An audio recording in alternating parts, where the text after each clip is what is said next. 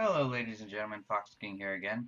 So as I was reviewing the last video that I put out about combat mechanics, I realized that there was a few things that I wanted to talk about that I skipped over.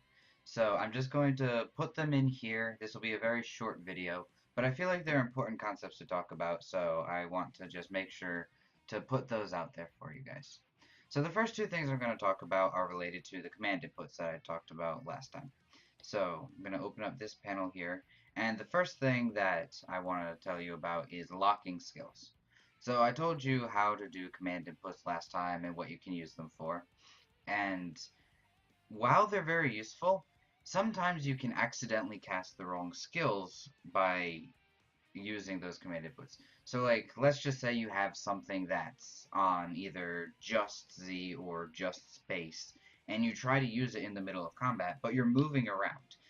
The keyboard will recognize that you're pressing the arrow keys before you press either the skill or the skill 2 button, and it might use a command input that's maybe forward Z or up forward space or something like that, and you'll end up doing the wrong thing, and that can really mess you up sometimes.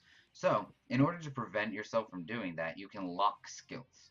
And you do that very simply by right-clicking on a skill. Now, all of my skills that I don't use command inputs for are currently locked, so I just unlocked this one. And you'll see underneath the casting time, the second line of the description is the command here. So this is forward plus space. Now, if I right-click this, that'll change to command locked in red text. And what that means is that I can't use the command input to trigger this skill anymore.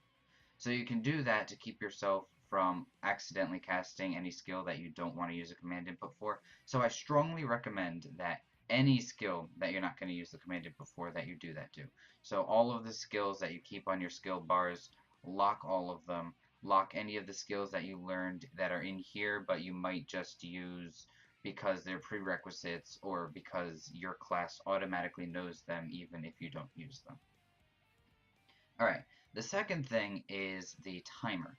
The timer is also very useful. It's this little button right here, the clock, with the number out of 10 next to it. You can have up to 10 things timed, so that's what this number is. I'm tracking 6 things right now. And what you can do is you just click on it and it'll change your mouse cursor to like a tealish color and it'll say timer on it. And you can click on oh, that one doesn't work. You can click on skills and you'll see that you get this little clock in the lower right hand corner, and that means that if I were to use one of those skills, even though they're not on my skill bars over here, I'll be able to see the cooldowns show up right over here. So as an example, I'll just do this and you'll see that this cooldown here showed up, and I can mouse over it to see exactly how long it is, and once the cooldown is over, it'll flash and then disappear. So that's a very good way to keep track of any of the skills that you don't keep on your skill bar but use via command inputs, so that you know what's available and what's not. Alright, the last thing that I wanted to talk about last time but I skipped over is in regards to basic attacks. So I'm going to just I don't feel like spawning this one. Let's go with the Mecha Goblin. So, you may have noticed while playing that when you use your basic attack, you continue to move. So if I just don't press the arrow keys and I just press the X button, my character moves slightly forward. And if I move forward while attacking, I move even farther forward per swing.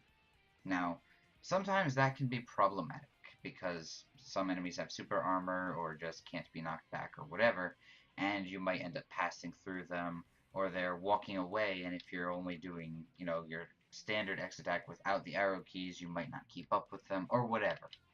So, I figured it was important to tell you that you can control your movement with your basic attacks with the arrow keys. So standing is a very small motion with no arrow keys.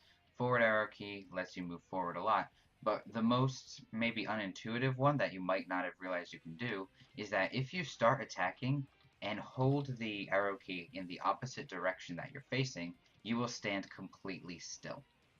This can be useful in certain situations.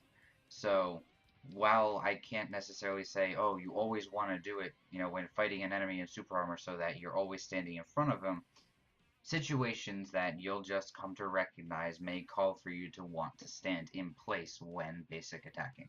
So I think that it's a very useful thing to know that you can stand still while attacking rather than being forced to move forward as would normally be the case. So I'm pretty sure that's everything that I wanted to cover. So like I said, this is a very quick video. Hopefully it was helpful, and again, same thing as always, like, comment, subscribe if you learned something. Let me know if you have any questions, and I will do my best to address them. And thank you for watching, and I'll see you next time.